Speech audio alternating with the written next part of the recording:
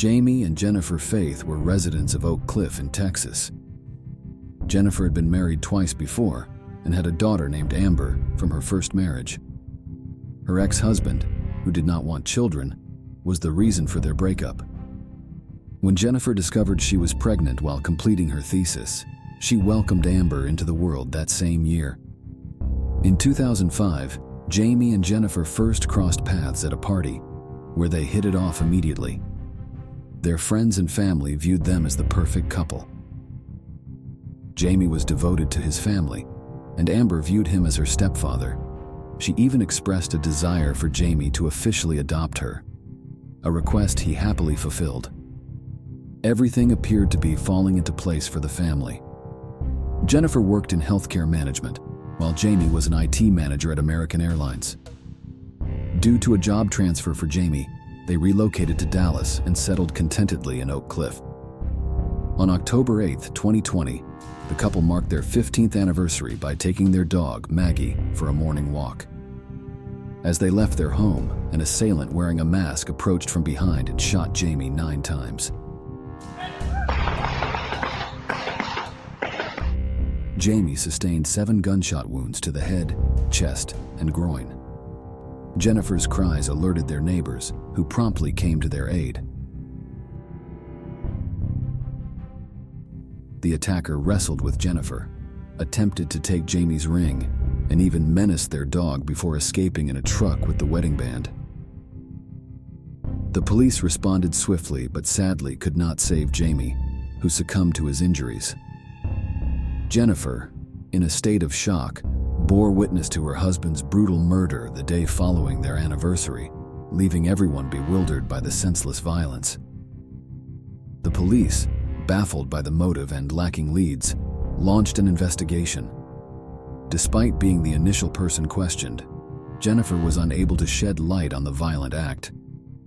Jamie, a man with no known enemies, became one of the many unresolved homicides in Dallas in 2020, where over 200 cases were reported. The attacker's audaciousness and calculated risks hinted at a personal and intentional assault. Jennifer told the police that the assailant was a man who appeared quite burly, wearing a dark hoodie and a face mask. Another neighbor who came to help had also seen the attacker and confirmed Jennifer's description. The police only had minimal leads, including the use of a .45 caliber handgun and a sighting of the culprit fleeing in a black Nissan Titan. In a heartwarming display of support, a GoFundMe campaign was initiated to aid Jennifer financially. The community rallied together, raising over $60,000 to cover funeral expenses. Neighbors took turns preparing meals for Jennifer to ensure she felt cared for.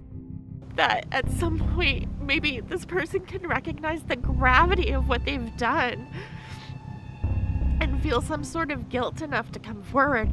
After the murder, police... Detectives encountered no solid leads on potential suspects for the crime. Jamie's security camera captured dubious activity, showing a man on the adjacent vacant property on the evening preceding the attack, a match to Jennifer's description of the assailant. Robbery was ruled out by the police as they deemed the killing as a premeditated act. The police wanted to speak with Jennifer again and check her phone for more clues. Jennifer readily handed over her phone. What they discovered was intriguing. Jennifer had messaged a friend, admitting to an emotional affair with a man named Darren. However, there were no messages or call history between Jennifer and Darren on her phone. This led the police to investigate Darren's last name and location. They found Darren Lopez residing on a large rural property just outside Nashville. Local authorities learned he owned a black truck. This information was passed to the Dallas police, who used helicopters to confirm the truck's presence at Darren's property. Darren was promptly taken into custody, and his bank and phone records were confiscated. Despite no messages about Darren on Jennifer's phone, Darren hadn't deleted anything between September 20th and October 20th. Over 2,000 calls and hundreds of texts had been exchanged between Darren and Jennifer, yet there was complete silence on October 8th, the day Jamie was shot. When investigating Jamie and Jennifer's address on Google Maps, Darren began a roughly 12-hour drive. Credit card records revealed he had made stops at various gas stations for fuel and groceries along the way. Jennifer and Darren suddenly emerged as prime suspects in the murder investigation, prompting questions about their relationship. During high school and college, Darren and Jennifer dated, but they drifted apart when Darren completed his education and was deployed to Korea. Jennifer moved on and got married, while Darren started his own family, eventually having 4 daughters. However, he divorced his wife in 2018.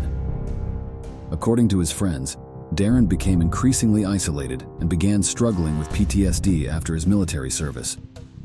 In March 2020, Darren decided to reconnect with old acquaintances. He reached out to Jennifer through LinkedIn, confessing he had been following her on social media.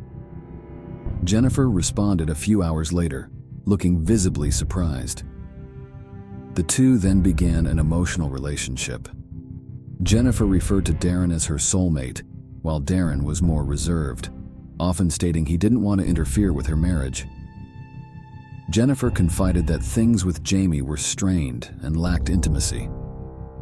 Furthermore, Jennifer financially supported Darren by purchasing him a new television and giving him a credit card for expenses.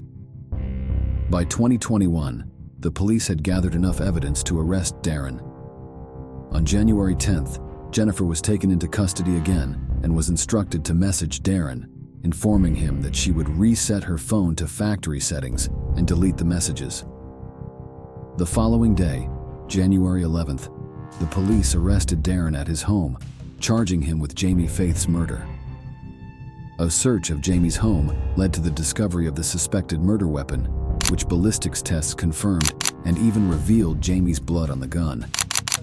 The evidence didn't end there. A blue face mask reportedly worn by Darren on the day of the murder was found in his car. Following Darren's arrest, the police questioned Jennifer again, but she denied any romantic involvement. She admitted to reconnecting with him and growing close, but claimed no involvement in the murder, stating she had been tirelessly searching for her husband's killer for months.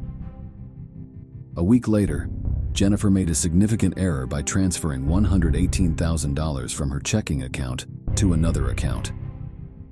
Shortly after, she messaged someone requesting them to contact Darren, stating, "I have to be very cautious as I'm being watched. Please relay to him that I'll always be his." Darren replied through the same person saying, "Please remain strong for us." In February 2021, Jennifer Faith faced charges of obstruction of justice related to her husband's murder investigation. Despite her innocence claims, the truth unfolded through email examinations. Jennifer had created a fake email account under Jamie's name to correspond with Darren. In these emails, Jennifer portrayed Jamie as an abuser, describing instances of sexual and physical violence. She sent purported photos of injuries to Darren, all either fabricated or sourced from stock photo sites. There was no evidence to support the abuse claims. However, Darren fell for the deception, responding to what he believed were messages from Jamie, stating, "I talk to her at night because she's scared of you. You give her nightmares.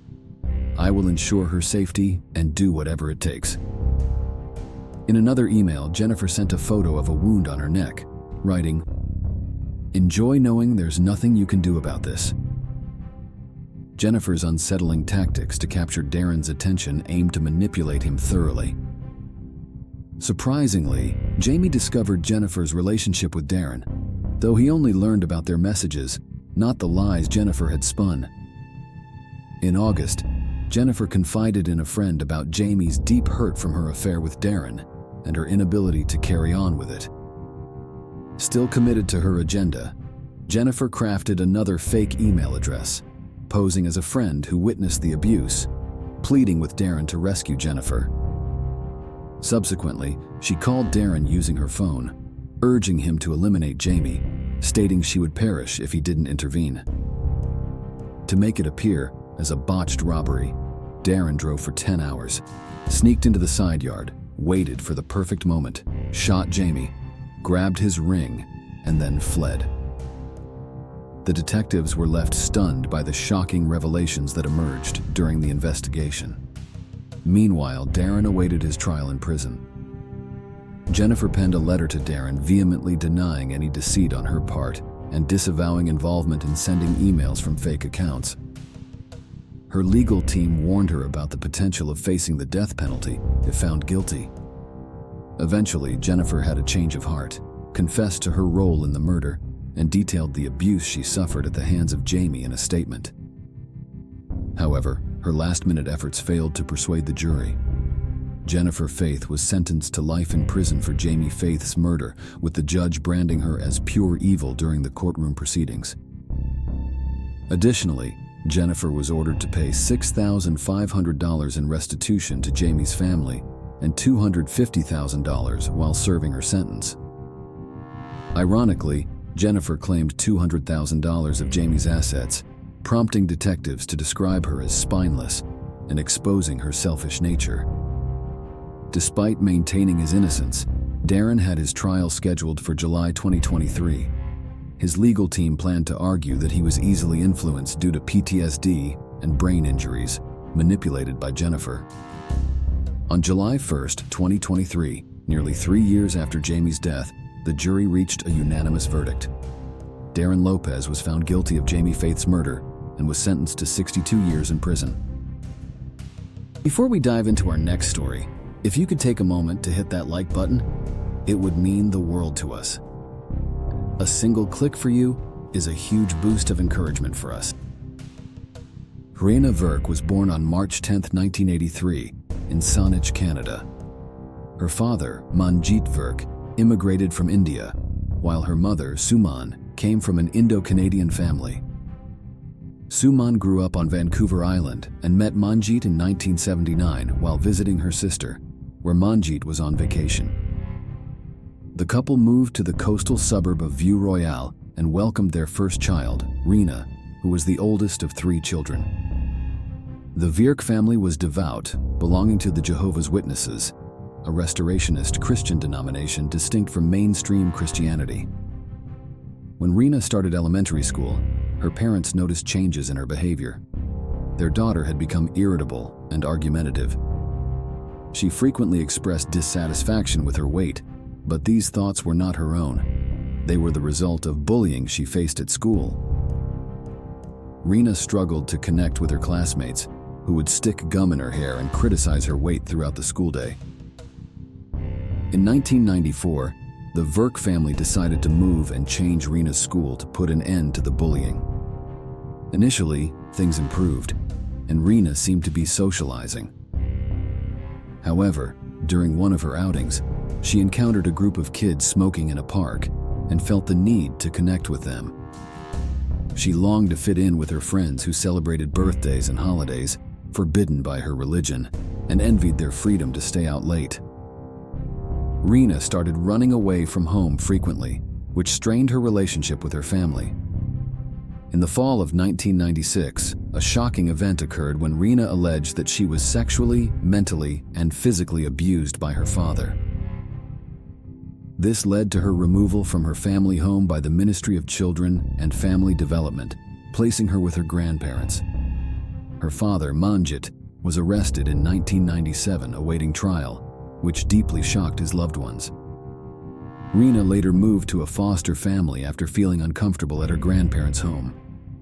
Despite being in foster care, she still faced strict rules and a curfew. Realizing things weren't going as planned, Reena reached out to her family after a few months, admitted she had lied about her father, and charges were dropped.